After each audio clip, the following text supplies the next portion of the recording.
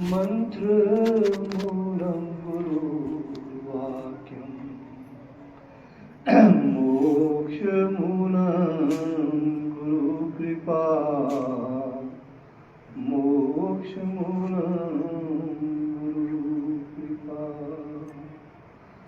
ज्ञान योग का था मिला ऋषि मुनियों से मीत, भूल गए उस ज्ञान को दुखी भये इस रीत। श्री प्रभु राम लाल की जय। शरणम श्री सतगुरुदेव जी की जय। शरणम।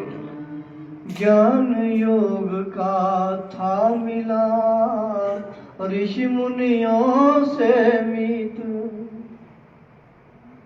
ज्ञान योग का था मिला ऋषि मुनियों से मीत, भूल गए उस ज्ञान को दुखी भये इस रीत। श्री प्रभु राम लाल की जय। शरणम श्री सतगुरुदेव जी की जय। शरणम। अंधकार में है पड़े फिर रहे दर बदर, अंधकार में है पड़े फिर रहे दर बदर, उन्हें योग की सीख लें जाब गुरु के दर। श्री प्रभु राम लाल की जय। शरणम श्री सतगुरुदेव जी की जय। शरणम। प्रेरक गुरु के ये वचना पढ़े सुने जो मीत, अंधकार से निकल कर गए ज्ञान की सीख। प्रभु राम लाल की जय। शरणम श्री सतगुरुदेव जी की जय। शरणम।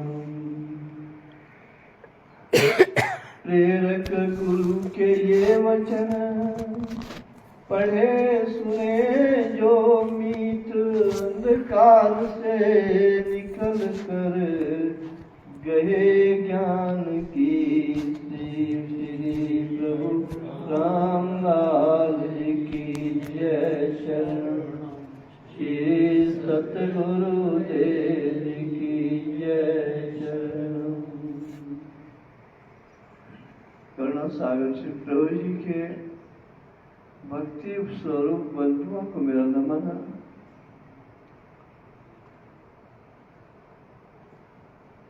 ज्ञान योग का था मिला ऋषि मुनियों से मीत, भूल गए उस ज्ञान को दुखी भये इस रीत।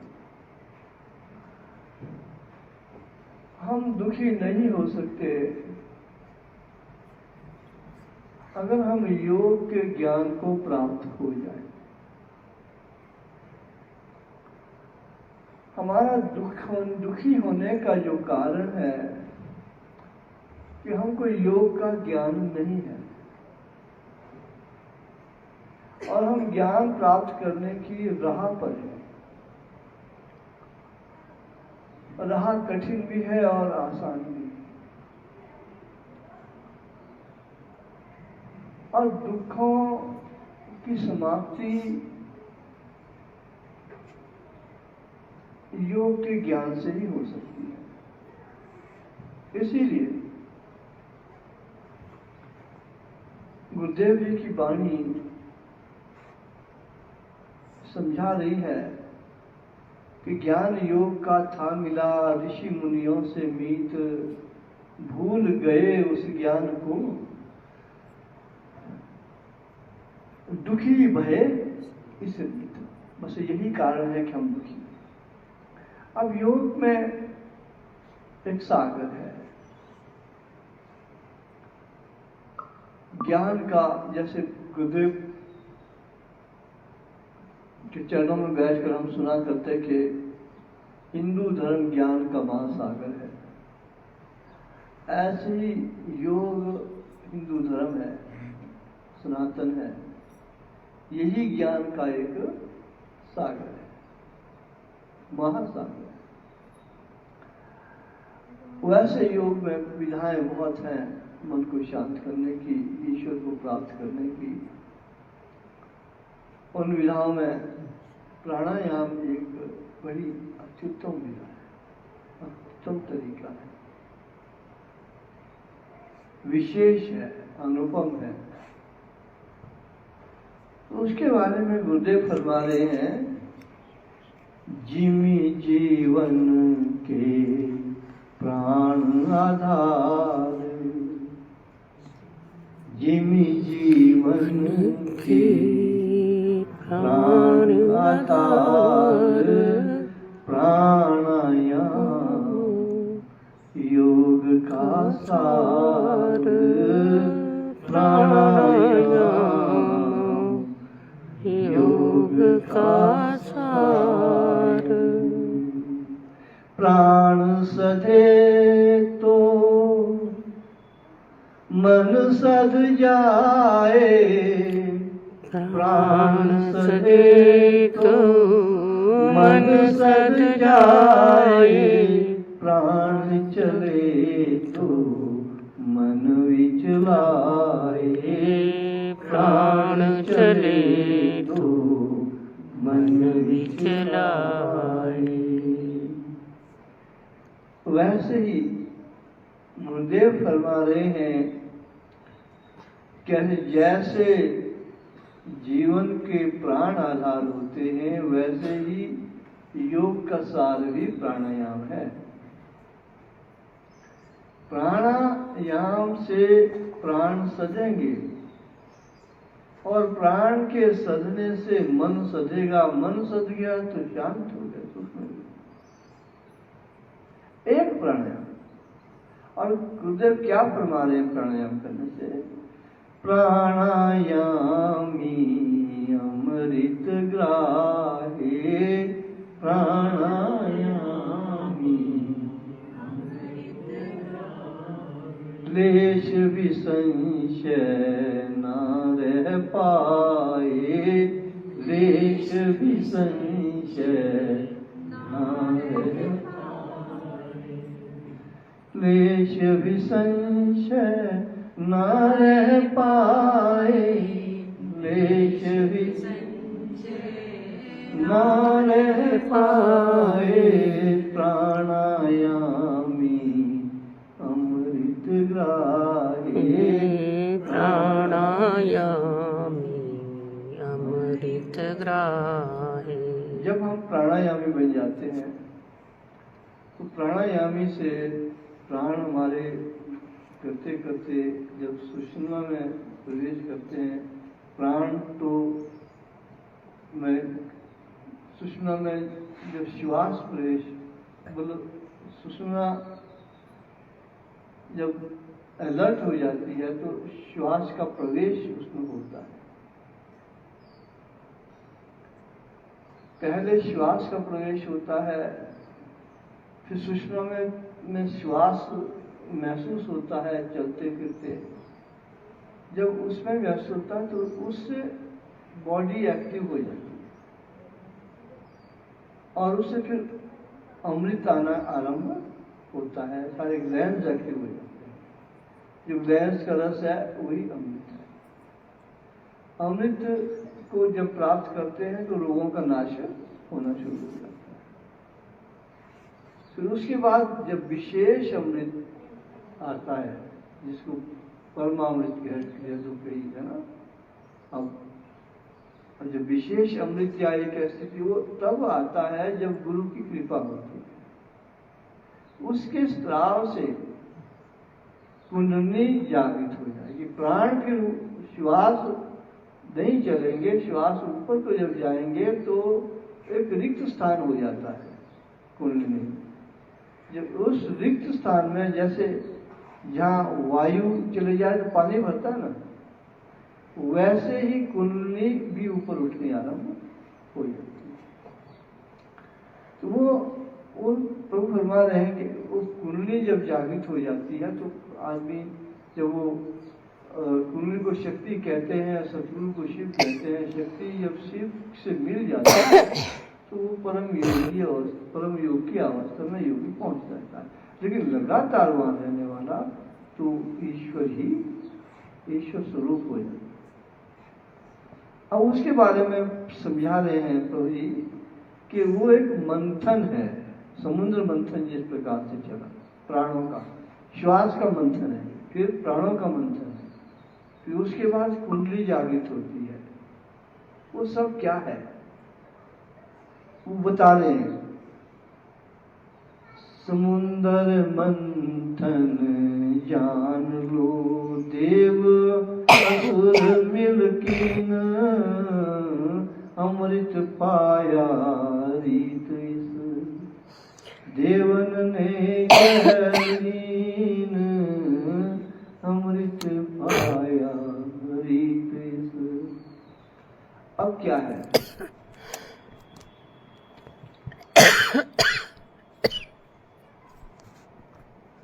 देव तो दैवी वृत्ति जानो, भावासुरी असुर पहचानो। जिनके भाव असुर वाले होते हैं वो असुर हो गए, जिनके भाव देव वाले होते हैं वो देव पुरुष हो गए। और ये वृत्तियों से ही है, तो भावासुरी असुरी भाव वाले असुर हो गए और देव भाव वाले दैवी वृत्ति देव वाले। अब वो सब हमारे अंदर, जिसके अंदर दैवी वृत्तियों का आधिक्य है वो देव है, जिसके अंदर आसुरी वृत्तियों का आधिक्य है वो असुर है। ऐसे नहीं असुर के अंदर दैवी वृत्ति कुछ तो होगी। अब ये दैवी वृत्ति और आसुरी वृत्तियां हमारे अंदर बैठी हैं, दोनों का इस घट में वासा, दोनों का इस घट में वास करे जब तक है श्वासा, वास करे जब तक है श्वास। जब तक सांस है ये वृत्तियां तब तक रहनी है। दैवी वृत्ति भी रहेगी और आसुरी वृत्ति भी। क्षीर सागर निज मस्तक जान, क्षीर सागर निज मस्तक जान, सुमेरु मेरु दंड पहचान, सुमेरु मेरु दंड पहचान। अब जो क्षीर सागर है, अमृत का सागर है, वो क्या मस्तक है, सब अमृत हमारे सहस्त्रार में है। और मेरुदंड क्या है? सुमेरु है। हम कभी क्या रीढ़ की हड्डी जो है इसके अंदर सुषुम्ना है, ये सुमेरु है।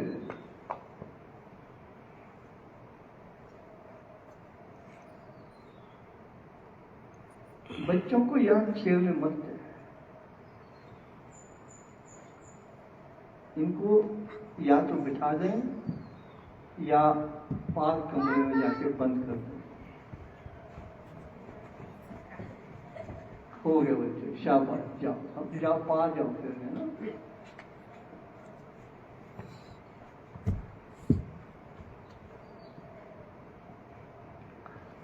अब हमने भविष्यवाणी पढ़ते हैं, मेरुदंड के स्वर्ण पर ईश्वरीय अविनाशी पूर्णता का वेद रूप में वास करेंगे।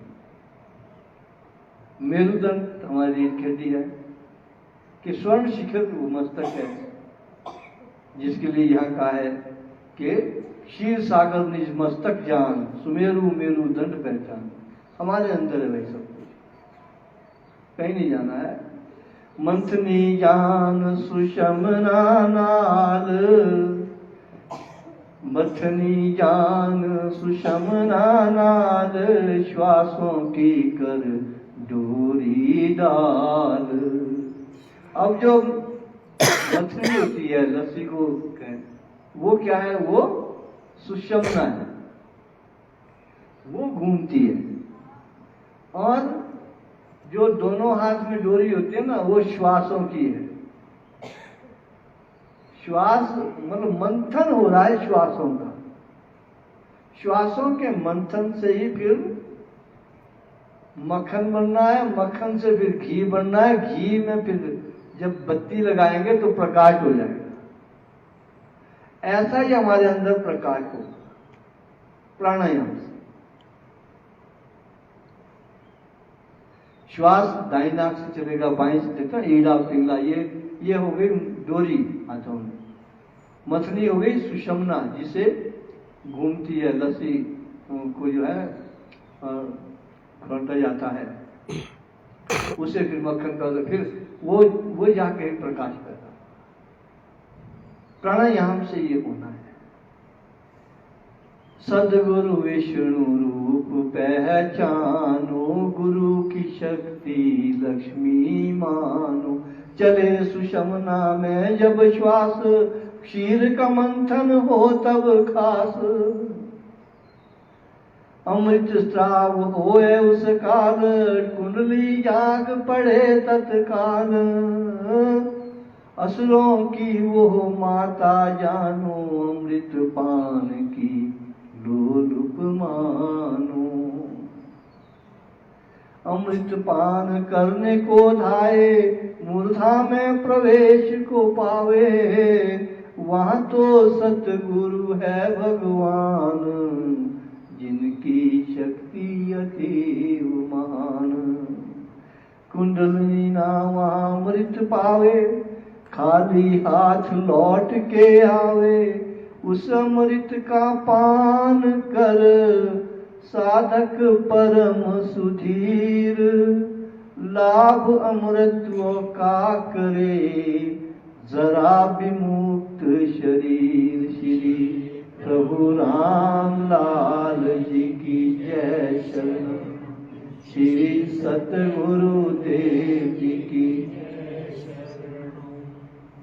जरा विमुक्त हो जाएगा, बुढ़ापे नहीं आएगा उसको। जब उस अमृत का पान करेंगे, अमृत आ जाएगा, कुंडली जागृत हो जाती है।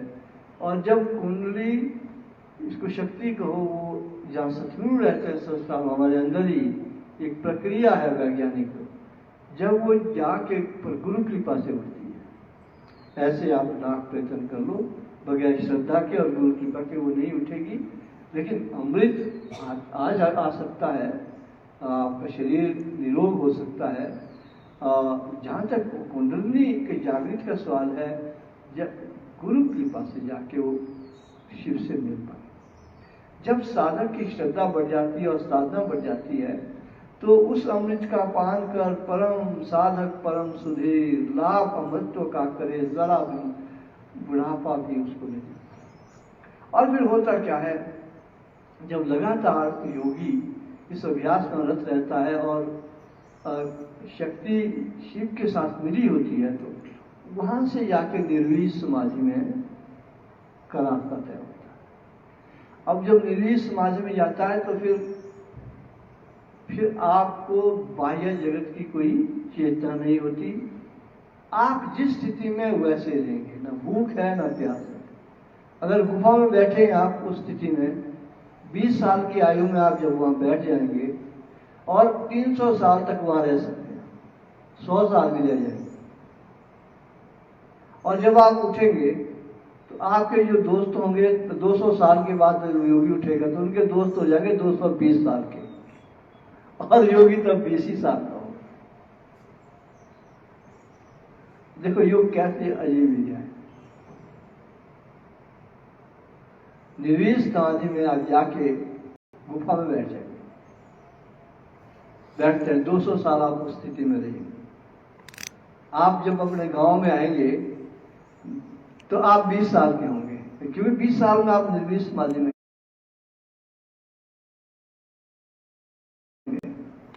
आपकी अवस्था वही नहीं, आप उतने छोटे होंगे, कोई फर्क नहीं शरीर।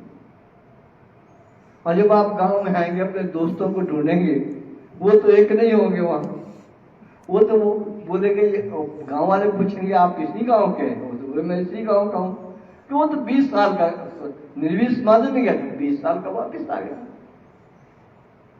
गांव के साथी एक दिन मिले, गांव वाले पूछेंगे यार झूठ तो नहीं बोल रहा ये, वो ठीक बोलेगा मैं उसका लड़का था, वो उसके लड़के और जो होंगे वो भी सब उनके चबरखे हो गए होंगे, कई तो सबरखे हो गए होंगे। तो एक ऐसी विधि है आप फिर ये लिखा ना कि उस अमृत का पान कर साधक परम सुधीर, लाभ अमृत्व का करे जरा विमुक्त शरीर, बुढ़ापा नहीं होगा। आप उस स्थिति में रहेंगे, 300 साल के बाद आप उठेंगे तो आप 20 साल के अगर समाधि में गए थे तो 20 साल की आप बाहर आए, आपका शरीर 20 साल का, लेकिन बाकी सब 320 साल को हो जाएंगे आपके दोस्त। वो कहाँ होंगे, गांव में मिलेंगे कि नहीं ये कोई गारंटी उनकी भी नहीं होती है। तो जरा भी मुक्त हो जाते हैं सिर्फ प्राणायाम से। बात साधना की है। आगे गुरुदेव क्या फरमाते हैं, जरा विमुक्त शरीर हो गुरु बतलाई बात, योग साधना जो करे होए उसे साक्षात श्री प्रभु राम लाल जी की जय, शरण श्री सतगुरुदेव जी की। जरा विमुक्त शरीर हो जाएगा, बुढ़ापे से विमुक्त होगा। और गुरु ने ये बात बताई है, योग साधना जो करे हुए उसे साक्षात, पता तो उसको लगेगा जो उस साधना में जाएगा, भाई हमें नहीं पता लगेगा।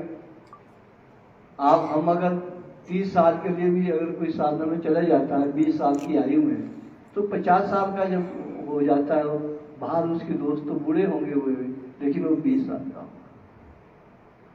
योग साधना जो करे हुए उसे साक्षात।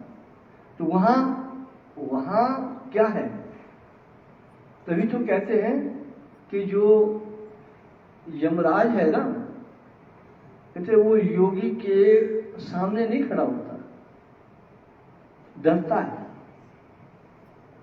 वो हमेशा योगी के पीछे पीछे चलता है, पीठ के पीछे रहता है। कभी ये योगी गलती करता है उसकी टांग पकड़ लो और गिरा दो। अगर योगी गलती नहीं करता तो वो बेचारा कुछ नहीं कर सकता। यमराज हमारी गलती देखता रहता है योगी की, ये कहाँ गलती करता है, ताकि मैं इसको अपनी गिरफ्त में ले आऊं। सामने योगी के यमराज नहीं रह सकता, मृत्यु से वो ऊपर हो जाता है ना, बुढ़ापे से भी वो ऊपर हो जाता है। ये योग है। और जब चाहे शरीर वो छोड़ दे, मृत्यु के भी उसके वश में है। तो कहते हैं कि वो सकल पदार्थ है जग माही, कर्महीन नर पावने। बाकी जो हम गप्पे मार रहे हैं और संसार की बातें करें, ये सब संसार है भाई, योग नहीं है। परिवार है, बच्चे हैं, प्रभु की कृपा चाहते हैं, हम सुख चाहते हैं, शांति चाहते हैं। तो लेकिन अगर योग का ज्ञान आ जाए, ये सब अपने आप उसमें आ जाते। और वो अब फिर स्थितियां हैं कि प्रकृति भी उसके नियंत्रण में आ सकती है, प्रकृति भी उसके नियंत्रण में आ सकती है। और प्रकृति से भी वो चाहे, वैसे तो प्रकृति के साथ योगी छेड़खानी नहीं करता, लेकिन फिर भी अगर कहीं संभवतः उसे लगे समाज के कल्याण के लिए तो कुछ कर सकता है। बेशक उसको स्वयं उसमें कुछ हानि उठानी पड़े, वो अलग बात है, क्योंकि ईश्वर का कोई विधान होगा। क्योंकि ईश्वर एक ऐसी सत्ता है जिसके बारे में पूरा हम कोई पता नहीं कर सकते। वो अपरंपार है, तभी लिखा ईश्वर की माया अपरंपार, पार से भी पार है, लेकिन किसी हद तक योग वहां पहुंचता है। तो आज ये प्राणायाम का ज्ञान हमको गुरुदेव ने दिया है, और विशेष योग का ये ज्ञान है। ये सब ईड़ा पिंगला सुषुम्ना सब ये नाड़ियाँ जो है ना हमारी रीढ़ की हड्डी में है। जब वहाँ सेंसेशन जाएगी, वहाँ तक प्राणायाम सब पहुँचेंगे, फिर ये चीज़ें आभासित होती हैं और पता उसे लगेगा जो इसको इसमें डूब। तो प्रभु जी कृपा करें कि हम प्राणायामी बने। सद्गुरु दीना प्राण का भगत जनों को ज्ञान सद्गुरु दीना प्राण का। भगत जनों को ज्ञान प्राणायाम को जन कर करता वश में प्राण श्री प्रभु राम लाल जी की। श्री सतगुरु देव जी की। जिसके वश में प्राण हो उसके वश संसार। जिसके वश में प्राण हो उसके वश संसार। लेश न संशय मन धरो साधन का यह सार। श्री प्रभु राम लाल की। श्री सतगुरु देव जी की। जिसके वश में प्राण हो उसके वश संसार। लेश न संशय मन धरो साधन का यो सार। इसीलिए कई बार साधनों का सार है, प्राणायाम साधन है और भी साधन है। उससे जिसके वश में प्राण हो जाए उसके वश संसार। लेश न संशय मन धरे साधन का योग। इसीलिए रोज कहते हैं सत्संग में या गुरु कहते हैं कि भाई साधन किए कि नहीं, आपने योग के साधन किए, साधन करो, प्राणायाम करो। इसको महाराज जी कहा करते थे खाना बेशक छोड़ दो, जरूरी नहीं है, लेकिन साधन मत छोड़ना।